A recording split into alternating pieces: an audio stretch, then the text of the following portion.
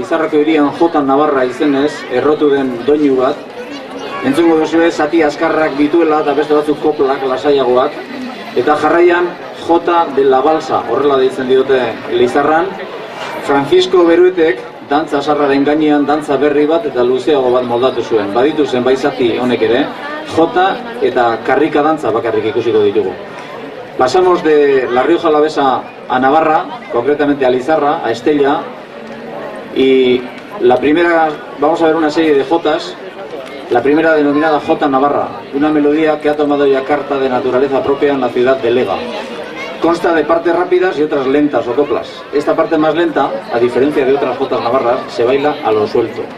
Y luego ya veremos la Jota de la Balsa. Esta danza se debe a don Francisco Beruete, el cual, sobre el sustrato original, dio origen a una composición nueva y más amplia. Está formada por varias partes, de las que veremos solamente la jota y la carricadanza de despedida. Las chicas bailarán con panderetas y los chicos con pértigas. Jota Navarra y Jota de la Balsa.